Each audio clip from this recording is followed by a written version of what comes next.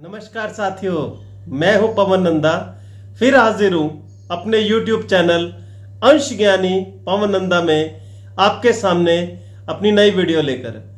दोस्तों, पिछली वीडियोस को आपने भरपूर प्यार और समर्थन दिया, इसके लिए आपका तहे दिल से धन्यवाद। दोस्तों, आज की वीडियो बहुत ही अहम होने वाली है, क्योंकि मेरे निवेशकों की डिमांड पर यह वीडियो मैंने बनाई है।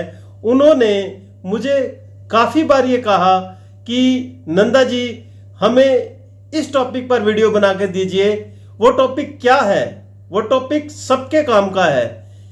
मोस्ट ऑफ द पर्सन, जो निवेशक है या जो भी रिटेल इन्वेस्टर है, वो ये जानना चाहते हैं कि अगर मार्केट गिर रही हो तो क्या करना चाहिए। जी हाँ दोस्तों, आपने सही सुना कि अगर मार्केट गिर रही हो तो क्या करना चाहिए। लोग आपको हमेशा बढ़ती मार्केट के ऊपर बात करते हैं, आपको उन स्टॉक्स के बारे में बताते हैं कि जो बढ़ रहे हैं या जो मोमेंटम में हैं।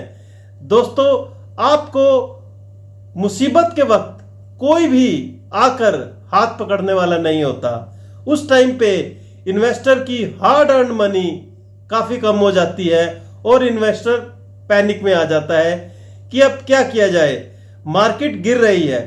जिस ब्रोकर या जिस भी न्यूज एजेंसी के साथ वो जुड़े हैं, उनसे अगर वो सलाह मांगते हैं तो वहां से भी उनको कोई खास सलाह नहीं दी जाती। बिकॉज सभी जब मार्केट चल रही होती है तब सब आपके दोस्त होते हैं, लेकिन जब मार्केट गिरती है तो उस टाइम हाथ थामने वाला कोई नहीं होता और इन्वेस्टर का पैसा हर रोज मार्केट गिरने के साथ डूबता ही चला जाता है। तो दोस्तों, मैं आज आपको बताऊंगा कि जब मार्केट गिर रही हो तो आपको क्या करना चाहिए, क्योंकि यह बहुत जरूरी है कि मार्केट चल रही है तब तो सब बता रहे हैं कि क्या किया जाए, ये स्टॉक ले लो, वो स्टॉक ले लो, लेकिन जब मार्केट गिरती है तो उस वक्त कोई साथ नहीं देता। दोस्तों, मार्केट का एक असूल होता है कि मार्केट चढ़ती तो सीढ़ियों से है। ध्यान से सुनिएगा, मार्केट जब ऊपर जाती है तो स्टेप से जाती है, सीढ़ियों से चढ़ती है, लेकिन जब गिरने पे आती है तो लिफ्ट से नीचे आती है। जाती सीढ़ियों से है और आती लिफ्ट से है। और उस टाइम पे जो रिटेल इन्वेस्टर होते हैं, उन बेचारों को, उन लोगों को अपना स्टॉक या माल बेचने का मौका नहीं मिलता। तो इसलिए मेरे काफी निवेशक और दोस्त ये जानना चाहते थे कि आप इस टॉपिक पे वीडियो बनाइए कि जब मार्केट गिर रही हो तब हमें क्या करना चाहिए। तो दोस्तों, वीडियो शुरू करते हैं। मैं आपको इसमें 5 ऐसे मुख्य कारण बताऊंगा जब मार्केट गिर रही हो तो आपको वो स्टेप करने चाहिए। देखिए, गिरती मार्केट होती है तो सब स्टॉक नीचे आते हैं और ये गिरते हैं, लेकिन देखो, मार्केट को हम रोक तो नहीं सकते हैं, लेकिन हम कुछ ऐसे काम कर सकते हैं जिससे आपका लॉस जो है वो कम हो जाएगा और जब मार्केट दोबारा चलेगी तो आपका स्टॉक प्रॉफिट में आएगा और आप भी दोबारा प्रॉफिट में आ जाएंगे। दोस्तों, वीडियो शुरू करने से पहले एक अपील करना चाहूंगा कि जो भी व्यूवर्स मेरे इस वीडियो को देख रहे हैं, उनसे ये गुजारिश है कि वीडियो यदि उन्हें पसंद आती है तो लाइक किया कीजिए, और जो व्यूवर्स पहली बार मेरे इस चैनल पे आए हैं वो इसको सब्सक्राइब जरूर करें। और ये इंफॉर्मेशन मैं बहुत मुश्किल से बनाता हूं, मैं हर वीडियो में आपको बताता हूं, क्योंकि मेरा एक मोटिव है कि समाज सेवा की जाए।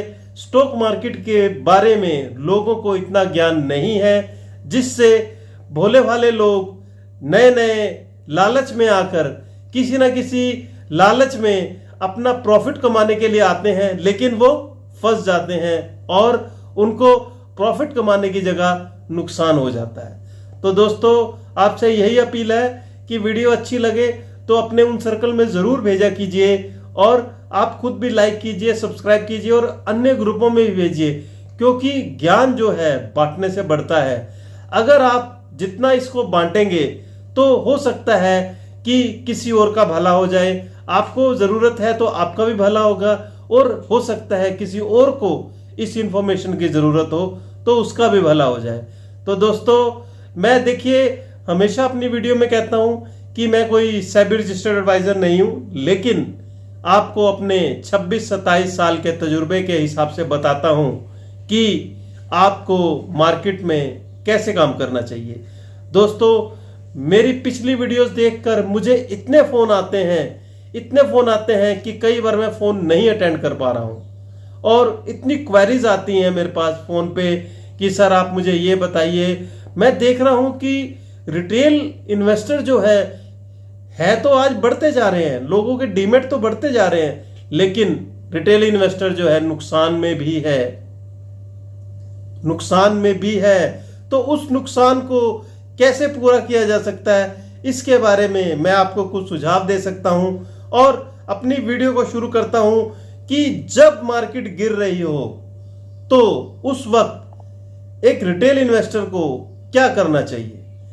ध्यान से सुनिएगा। सबसे पहला कारण, जब मार्केट गिर रही हो तो आपको सबसे पहले क्या करना है। सबसे पहले आपको पैनिक नहीं करना।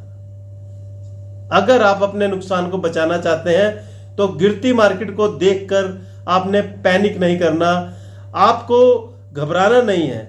मार्केट एक साइक्लिकल ट्रेंड में चलती है, मार्केट ऊपर भी जाती है नीचे भी आती है। कोरोना में आपने देखा ही होगा कि कैसे निफ्टी 7500 तक आई थी, लेकिन उसके बाद निफ्टी ने नया हाई भी लगाया, स्टॉक्स ने भी नया हाई लगाया, कई स्टॉक 5, 10, 50 गुना तक भी हुए और लोगों ने अच्छा पैसा कमाया। वही लोग नुकसान पा गए जो पैनिक हो गए, जिन्होंने पैनिक कर लिया और औने पौने भाव में अपना माल बेच दिया, नुकसान कर लिया।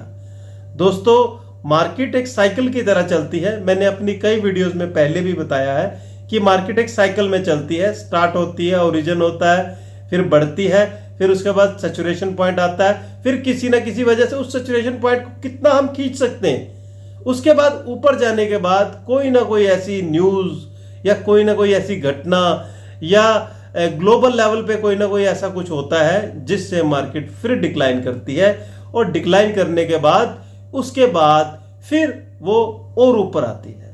हमेशा से ही ऐसा हुआ है। मार्केट नीचे भी गई है, ऊपर भी गई है।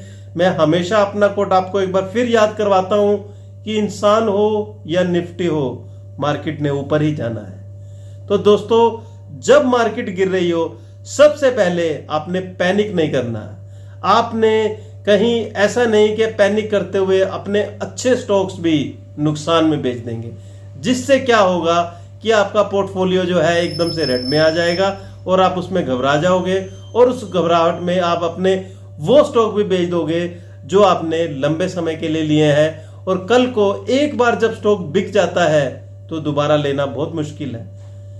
मैं अपने एक्सपीरियंस के हिसाब से बता रहा हूं। हम जितना मर्जी सोचते हैं कि आज बेच देंगे, कल नीचे आएगा, ले लेंगे, लेकिन ऐसा असल में होता नहीं है। एक बार अगर स्टॉक बिक जाता है तो दोबारा उस रेट से नीचे लेना बहुत मुश्किल होता है, क्योंकि जो पैसा आता है वो कहीं ना कहीं और किसी स्टॉक में लग जाता है, और जब वो स्टॉक नीचे आता है, उसका रेट नीचे आता है, तो उस वक्त इन्वेस्टर कहता है कि मेरे पास पैसा ही नहीं है। तो दोस्तों, सबसे पहला काम, आपने जब भी मार्केट गिरे पैनिक नहीं होना, उस मार्केट के फाल को समझना है कि वो मार्केट किस कारण से गिरी है। देखिए, कोई भी दुर्घटना का अगर हम कारण ढूंढ लेते हैं तो हम उसके निदान के बारे में सोच पाते हैं। तो इसीलिए जब भी मार्केट गिरे, डोंट बी पैनिक, घबराना नहीं है। औने पौने भाव में अपने स्टॉक घबरा के बेचने नहीं है, किसी के कहने पे स्टॉक नहीं बेचने। अगर आपने कॉन्फिडेंस से स्टॉक लिए हैं तो उनको होल्ड करना है और सोचना है कि हमें क्या करना चाहिए। दोस्तों, आपको गिरती मार्केट देखकर जो अगला काम करना है वो ये है कि अपने पोर्टफोलियो को एनालाइज कीजिए। जो आपने स्टॉक ले रखे हैं, अपने पोर्टफोलियो को उसमें चेक कीजिए और एनालाइज कीजिए कि किस में आपको कितना लॉस हो रहा है।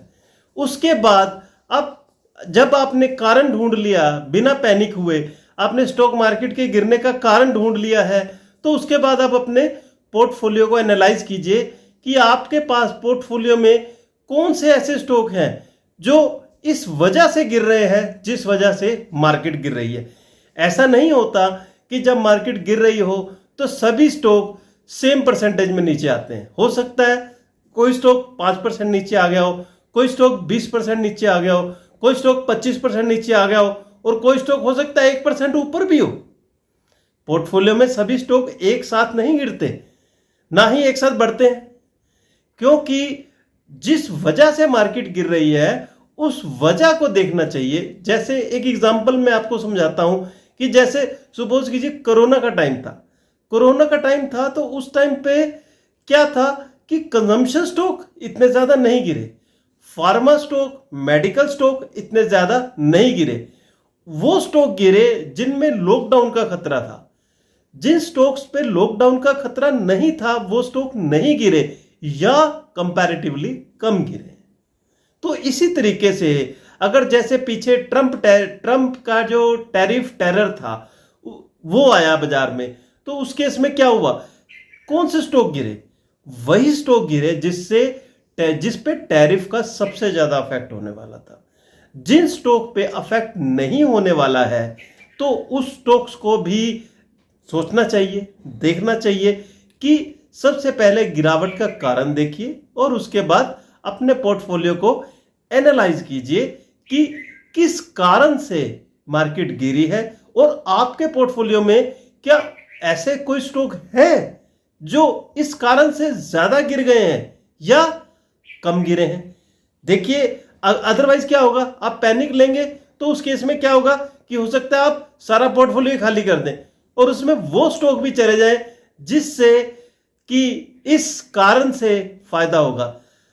इसका क्या मतलब हुआ, इसका मतलब यह है कि कोई भी आपदा आती है तो हर आपदा में कोई ना कोई अवसर भी होता है।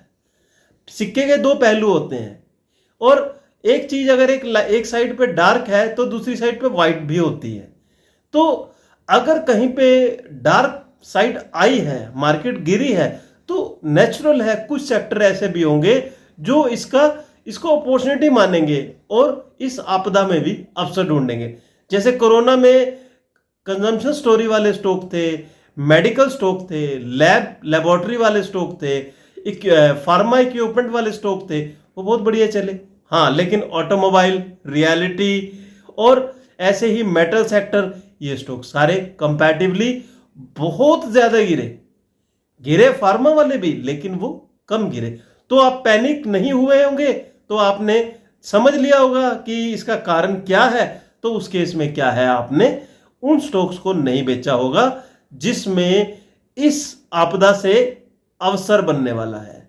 तो दोस्तों सेकंड पॉइंट आपने यही करना है कि आपको सबसे पहले कारण को एनालाइज करना है कि किस कारण से मार्केट गिरी है और उसके बाद अपने पोर्टफोलियो को एनालाइज करना है कि आपके पोर्टफोलियो में जो स्टॉक्स हैं उस आपदा से कितने प्रतिशत गिरे हैं और इस आपदा में अवसर वाले स्टॉक कितने हैं। हो सकता है कोई ऐसे अवसर वाले स्टॉक भी हो जिसमें आपको इस आपदा से अवसर मिला हो और हो सकता है आपके स्टॉक बढ़ने लग जाए और पैनिक हो गया आप कहीं इसको बेच दें।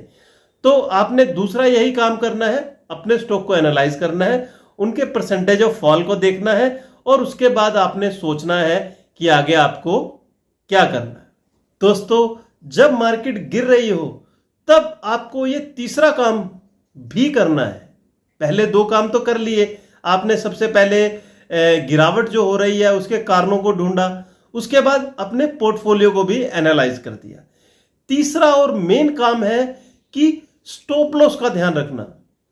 अगर जो भी आपने स्टॉक्स लिए हैं, अगर आप उसमें लॉन्ग हैं यानी आपने बाय किए हुए हैं, तो आप उसमें नेचुरल है कोई ना कोई स्टॉप लॉस भी आप उसको समझते होंगे, या कोई ना जहां से भी आपने ये न्यूज ली है या आपके फाइनेंशियल एडवाइजर ने आपको स्टॉक बाय करने के लिए इन्वेस्ट करने के लिए बताया है, तो उसने एक अच्छे फाइनेंशियल एडवाइजर ने या इन्वेस्टर ने आपको एक स्टॉप लॉस भी जरूर बताया होगा। तो आपको स्टॉप लॉस का हमेशा ध्यान रखना है। और अगर कोई स्टॉक आपके एनालाइज हो गया कि वो पोर्टफोलियो में ऐसा स्टॉक है जो और गिरने वाला है, तो उसका स्टॉप लॉस आते ही वो बुक कर लीजिए। दोस्तों स्टॉप लॉस का मतलब क्या होता है? स्टॉप लॉस ऐसा पॉइंट जो आपके नुकसान को कम कर देगा, लॉस को स्टॉप कर देगा, तो वो स्टॉप लॉस है। हम इन्वेस्टर जो है इंडिया में बहुत कम लोग हैं जो स्टॉप लॉस का ध्यान रखते हैं। तो स्टॉप लॉस जो है मेन एक क्राइटेरिया होता है स्टॉक मार्केट में। अगर हमें टारगेट अचीव करने हैं तो स्टॉप लॉस का भी हमेशा ध्यान रखना चाहिए। तो तीसरा काम आपने करना है, जिस कारणों से मार्केट में गिरावट आई है अपने पोर्टफोलियो को एनालाइज करके उसमें जहां पे भी आपके स्टॉप लॉस ट्रिगर हो गए हैं और उस सेक्टर का स्टॉक है जिससे आने वाले टाइम में और ज्यादा नुकसान होने वाला है, तो उसको इमीडिएटली सेल कर दीजिए। Don't marry with any share. गिरती मार्केट में आप उस टाइम पे बॉटम फिशिंग के लिए मत सोचिए इतना ज्यादा। अगर मार्केट किसी वजह से गिरी है, या कोरोना है, या कोई सुनामी आ गई है, या वार पोजीशन आ गई है, या कोई टैरिफ या सरकार की कोई नीतियां बदलने वाली हैं, तो उस केस में आपको अपने पोर्टफोलियो को एनालाइज करके उसके जहां पे अगर स्टॉप लॉस ट्रिगर हो रहे हैं तो वो उनको अपने स्टॉक को निकल जाना चाहिए। देखो मेरी तो यही राय है, मैं भी अपने पोर्टफोलियो की चर्निंग करता रहता हूं और आने वाले टाइम को देखते हुए, पॉलिटिकल लेजिस्लेटिव नीतियों को देखते हुए जो भी हमें बढ़िया स्टेप है उसमें स्टॉप लॉस भी एक मेन कारण है। तो स्टॉप लॉस का हमेशा ध्यान रखिए। स्टॉप लॉस आते ही उसकी रिस्पेक्ट कीजिए और स्टॉक को सेल कीजिए। हो सकता है कि मैंने अपनी पिछली वीडियो में बताया था कि एक स्टॉक आपने 800 रुपए में ले लिया, अगर उसका 770 रुपए का स्टॉप लॉस था और आपने 770 में नहीं बेचा और मार्केट फॉल के कारण वो स्टॉक 600 आ गया, तो आपको वहां पे 3000 रुपए स्टॉप लॉस पे स्टॉक को बेच के थैंक यू वेरी मच करके आपको बाहर आ जाना चाहिए था, वरना 600 रुपए तक आएगा तो 17,000 रुपए और आपको नुकसान होगा। तो स्टॉप लॉस ऐसा काम करता है कि कई बार ऐसा होता है कि जब मार्केट गिरती है तो 10 लाख का पोर्टफोलियो 3 लाख का रह जाता है, 70% फॉल आ गया और एक इन्वेस्टर सिर्फ देखता रह जाता है और कुछ नहीं करता। तो जैसे बढ़ती मार्केट में आपको एक्टिविटी करनी होती है, वैसे ही गिरती मार्केट में भी आपको एफिशिएंट बनना पड़ता है और अकॉर्डिंगली जो भी काम करने होते हैं उसके बारे में मैं थोड़ा सा आपको गाइड कर रहा हूं और आप उसको करें। स्टॉप लॉस का भी ध्यान रखें। दोस्तों गिरती मार्केट में जो आपने चौथे नंबर पे काम करना है वो बहुत ही इंपॉर्टेंट है। देखिए मैंने अपनी कई वीडियो में बताया है कि ओवर ग्रीड और ओवर फियर भी निवेशक को नुकसान पहुंचाती है। तो जब मार्केट गिरती है तो इन्वेस्टर क्या करता है कि वो फियर में आ जाता है। तो फियर में आकर वो क्या कर जाता है कि अपने पोर्टफोलियो को एज इट इज छोड़ जाता है, जिससे उसका लॉस और भी ज्यादा बढ़ता जाएगा। तो यहां पे आपको चौथे नंबर पे क्या काम करना है कि अगर आपके पास कुछ कैश बची हो तो उन स्टॉक्स को बाय करना चाहिए जो गिरावट में अवसर के लायक हैं। जैसे अगर कोरोना टाइम की ही बात करें तो कोरोना में सारे स्टॉक गिर रहे थे, लेकिन कुछ स्टॉक ऐसे थे जो आने वाले टाइम में बड़ी जल्दी रिकवर होने थे, जैसे कि फार्मा के, मेडिसिन के। जैसे ही आपने कारणों को समझा, अगर आपके पास पैसा है तो इन्वेस्ट सम मोर मनी, आप और भी पैसा इन्वेस्ट कीजिए। डर के अपने स्टॉक को या अपने पोर्टफोलियो को छोड़ देने का कोई लॉजिक नहीं है। जैसे मैंने आपको पीछे बताया, नंबर 3 कारण में बताया कि रिस्पेक्ट स्टॉप लॉस। अगर आपने स्टॉप लॉस की रिस्पेक्ट की होगी तो आपने स्टॉप लॉस पे वो लॉस बुक किया होगा, जो थोड़ा सा लॉस आपका बना उसमें आपको मनी भी मिली होगी, क्योंकि सेल किया होगा तो अमाउंट जो है मार्जिन बड़ा होगा। तो अगर मार्जिन बड़ा है तो उससे पैसा आपके पास अकाउंट में आया होगा। तो उस पैसे से आप क्या कर सकते हैं कि वो स्टॉक ले सकते हैं जो आने वाले टाइम में या इस आपदा में या इस गिरावट के कारण के बाद जिनको अपॉर्चुनिटी मिलनी है, उन स्टॉक्स को आप ले सकते हैं, क्योंकि फ्रेश इन्वेस्टमेंट आपको उस रेट पे होगी जो गिरा हुआ स्टॉक का रेट होगा और वो रिकवर भी जल्दी होगा। तो यहां पे मैंने अपनी कई वीडियो में आपको बताया है कि कौन सा स्टॉक लेना चाहिए गिरी मार्केट में। तो इसके लिए हमेशा एक ही चीज ध्यान में रखना, जो मैंने अपनी पहली वीडियो से लास्ट वीडियो तक आपको बताया है कि गिरती मार्केट में सिर्फ वही स्टॉक लेना जिस एक क्वेश्चन का आंसर आप खुद समझ पाओ।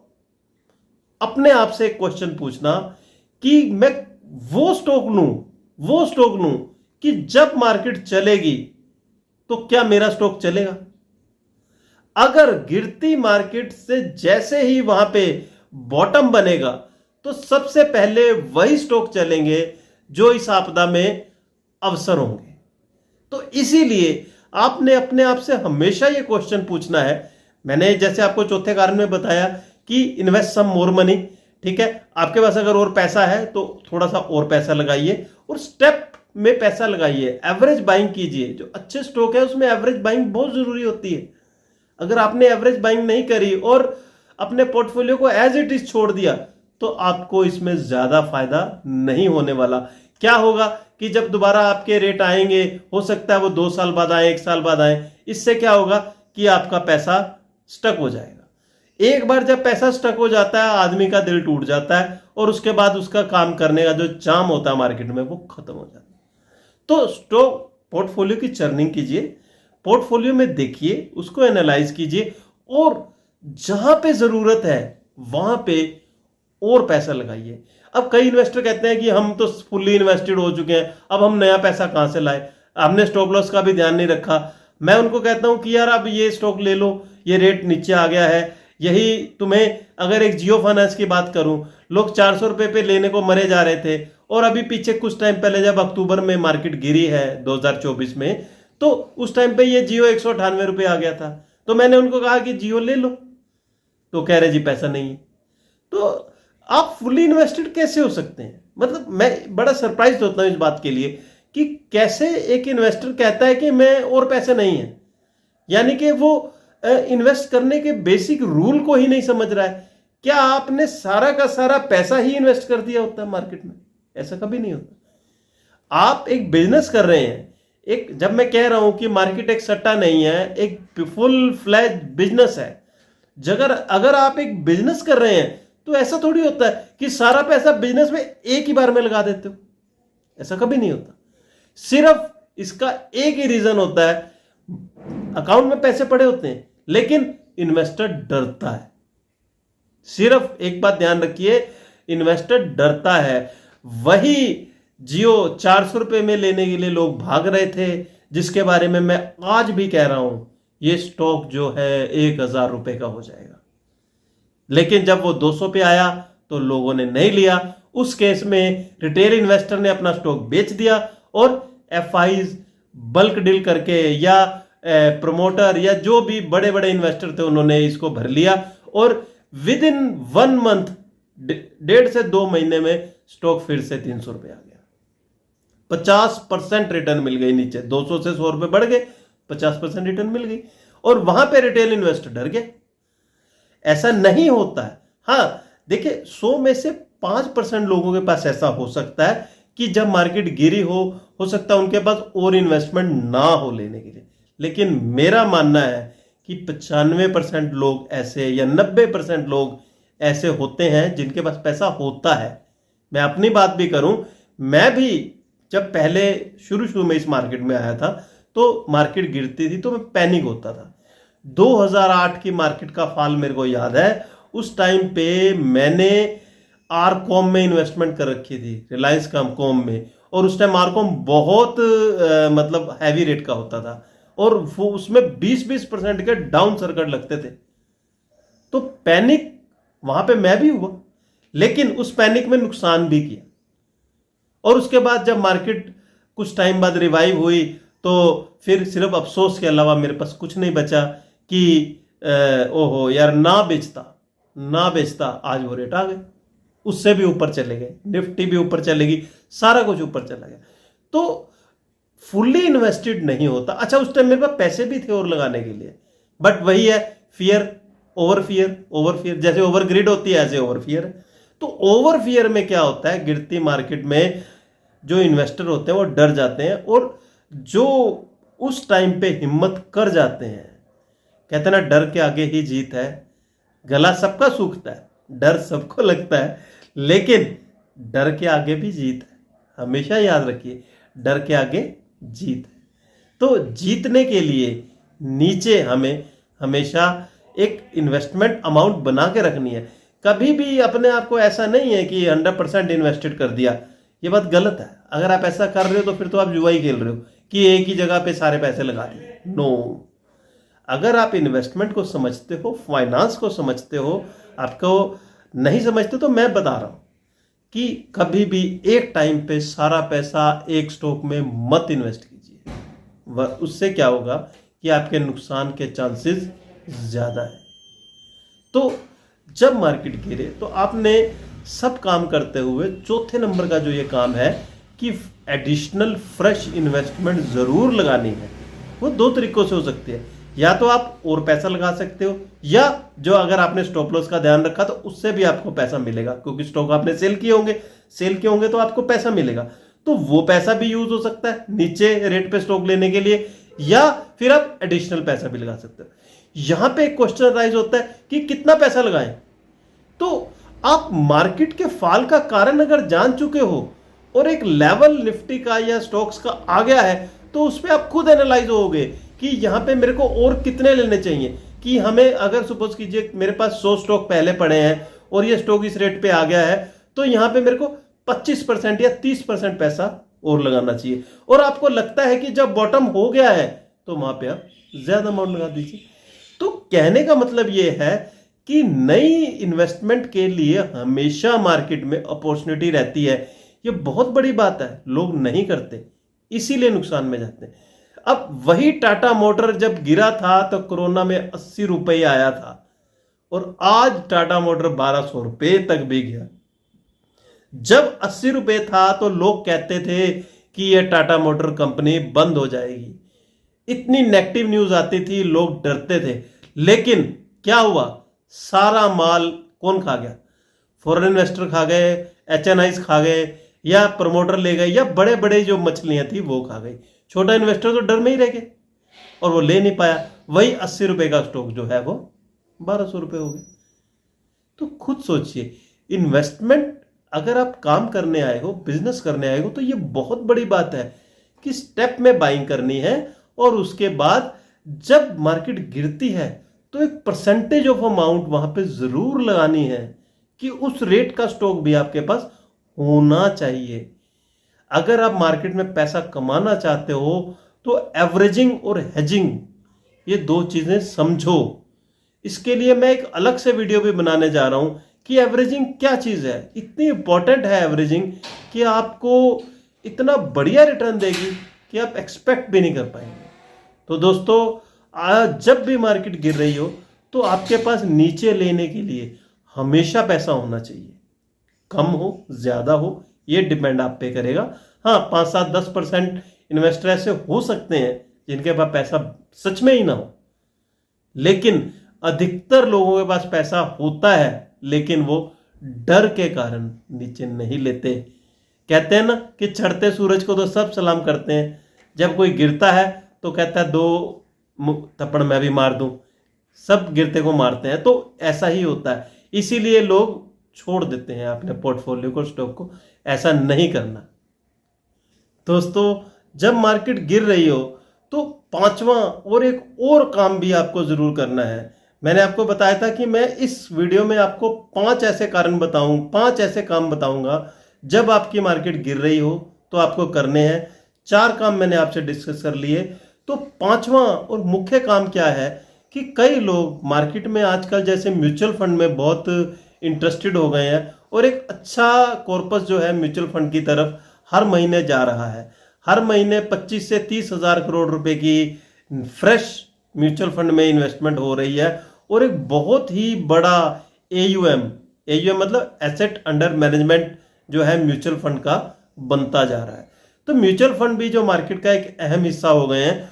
तो पांचवा काम आपने क्या करना है कि अगर जो इन्वेस्टर म्यूचुअल फंड में काम करते हैं तो उनको हो सकता है कि कुछ वो पैनिक में आके अपने सारे कहीं म्यूचुअल फंड रिडीम ही ना करवा दें, यानी कि उनको मैच्योर ही ना करवा लें।